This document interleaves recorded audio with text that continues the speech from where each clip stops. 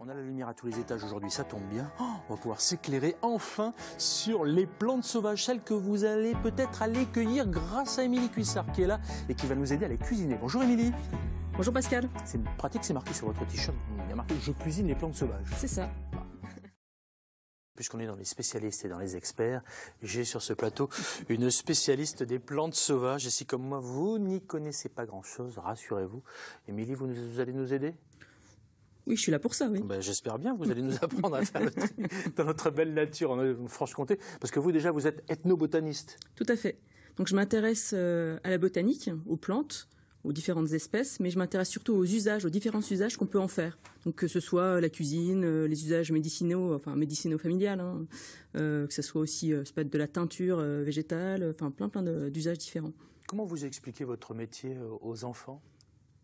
Eh bien, je leur explique de manière très simple, en allant leur montrer les plantes sur le terrain, et puis en leur montrant qu'on peut utiliser les plantes, qu'on rencontre des plantes très simples. Il n'y a pas longtemps, j'ai par exemple fait un sirop de pissenlit avec les enfants d'une école, enfin, ce genre de choses, ou des crêpes aux orties. Enfin, le côté gustatif est une très bonne approche avec les enfants notamment. Enfin, pas que, les adultes aussi. Hein. J'espère bien, parce que nous, on est un peu grands là maintenant.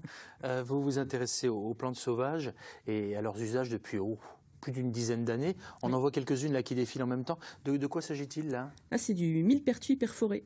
Donc c'est une plante qu'on connaît généralement, c'est une des plantes de la Saint-Jean. Et on peut l'utiliser en culinaire, en tisane, mais on en fait aussi, certains en connaissent peut-être, une huile, enfin un macérat huileux, une huile rouge, parce qu'en fait ça contient des hypéricines, c'est un petit pigment qui va teinter l'huile en rouge et qui va avoir des propriétés anti-inflammatoires, ce genre de choses. Par contre, il faut être très prudent avec cette huile parce qu'elle est aussi photosensibilisante. Donc vous voyez, il y a quand même des choses à être, il faut être très toujours prudent. Faire très attention. Hein. Oui. Allez voir son pharmacien pour se renseigner, notamment. Et surtout, sur ce qu'on ramasse. Ça, par exemple. Celle-ci n'est pas comestible, mais c'est une orchidée qu'on trouve poussée dans le jardin de mon père. En fait, elle a cette particularité d'imiter des insectes pour pouvoir attirer les pollinisateurs. Et donc cette famille, donc la famille des apiacées, il faut être très très prudent. Donc là, on a affaire à une carotte sauvage, ça va. Mais par contre, il y a beaucoup d'apiacées qu'on appelait avant les ombellifères qui peuvent être toxiques. Par exemple, la ciguë ou le nant de safrané. Donc, il faut être très, très prudent quand on va récolter ce type de plantes. Ouais. Et ce que je dis en général, il faut être très attentionné et toujours avoir plusieurs indices pour pouvoir identifier une plante. Là, je n'ai pas beaucoup d'indices, moi, mis à part la couleur. C'est mauve. Donc là, ce qu'on voit, c'est une cardamine des prés. Cardamine des prés, donc c'est un peu comme un cresson en fait, donc qui est un petit peu piquant, la même famille que le chou. Et donc là on avait fait des petits rouleaux de printemps avec plein de plantes dedans et puis un petit tofu mariné. Bon, celle-ci plus connue, vous devez connaître Pascal. Alors ça ressemble à quelque chose de jaune. Coucou. Ça serait pas. C'est ça. Merci. J'allais vous faire une blague à 2 francs, mais comme on est passé à l'euro.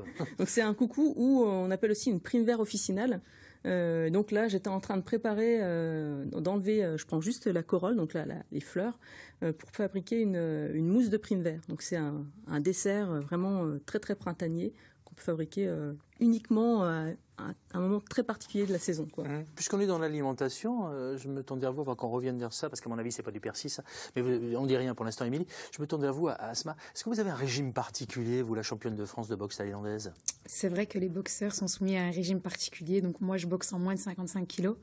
Et c'est compliqué de garder le poids et d'arriver au poids le jour J. Donc on fait vraiment attention à son alimentation, pas de boissons sucrées, pas de gâteaux, pas de bonbons, et énormément d'eau. Et puis la veille d'un combat, souvent on mange très très peu.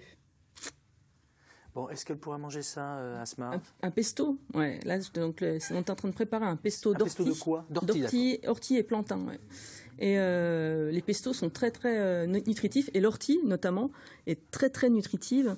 C'est ce que vous avez devant vous. Ouais, c'est ce que j'ai devant moi. Voilà. Ouais. Elles sont on va voir ça, fatiguées. Et elles commencent. Enfin, c'est des plantes qui contiennent beaucoup de protéines végétales notamment, donc qui sont très très riches aussi en minéraux divers. Donc généralement, les plantes sauvages sont très très riches en minéraux, plus riches que nos plantes cultivées. Parce qu'on en prend un peu moins soin, donc elles ont besoin de se débattre pour pouvoir pousser. Est-ce que vous me montrez de l'ortie devant vous? Je vois des gâteaux qui sont juste à côté. J'imagine que ce sont des cookies aux orties, c'est ça? Tout à fait, aux orties. Et généralement, je rajoute un petit peu de chocolat pour que... Attention, parce que les beaux voisins, je pense que... Vous y avez droit à ce matin? J'ai le droit, les compétitions sont terminées. Je goûterai tout à l'heure. Non, à vos voisins? Oui, bien sûr. Discrètement? Allez, discrètement, je vais faire voilà. passer discrètement. On n'est jamais aussi bien servi que par soi-même. Allez-y. Donc pendant que vous goûtez, j'ai envie de vous dire, dans un contexte de réchauffement climatique, de manque d'eau et de sécheresse, forcément notre nature, elle évolue, elle change. C'est pas un peu compliqué de trouver toutes ces plantes? Dans le Jura, pas spécialement, parce qu'on a encore un couvert forestier qui est très important, donc qui garde quand même pas mal d'eau. Et puis les plantes, elles s'adaptent très facilement. Donc bien sûr, il y a des plantes qui vont avoir des propriétés qui vont être un peu différentes, mais on va encore, pour l'instant en tout cas, on retrouve plein de plantes. Et puis l'intérêt, c'est qu'on va avoir aussi des plantes qui vont apparaître avec le réchauffement climatique. Il faut rester positif. Eh bien, on va rester positif. On apprend à découvrir ou redécouvrir les plantes sauvages comestibles autour de soi, et tant qu'à faire dans notre belle région, pour renouer du lien avec la nature. Là, on a quoi? C'est du serpolet. Tout simplement. Ouais, ok. Serpolet, on varie les plaisirs gustatifs. Très bien. En tout cas, les montagnes du Jura s'offrent à ceux qui aiment la nature, et vous en êtes la preuve vivante. C'est même marqué sur votre t-shirt. Ouais. Univers la nature. On Univers va d'ailleurs nature, faire Univers nature. Univers nature. On va faire un petit tour sur Internet. On tape dans tous les bons moteurs de recherche. C'est ce que j'ai fait. On arrive sur un blog et on découvre votre métier, votre passion, vos stages que vous faites avec les enfants, avec les découvertes, les balades. On a aussi une chaîne YouTube et puis une page Facebook, Instagram, il y a tout ce qu'il faut. Donc la chaîne YouTube avec plein de vidéos intéressantes. Eh ben super, nous on aime bien. Si vous aimez l'encens aussi, allez faire un petit tour parce qu'il y a quelque chose de très très sympa. J'aime beaucoup. Vous saluez vos enfants. Vous n'êtes pas maman de Simon et Yanaël, vous par hasard? C'est ça, tout à fait. Voilà, on a tout le monde. Manque plus que votre fils. Oui, il est grand, il est ado. Alors donc maintenant il va me dire ouais, tu m'as fait honte. Donc on ne donnera pas son petit nom. Ok, parfait.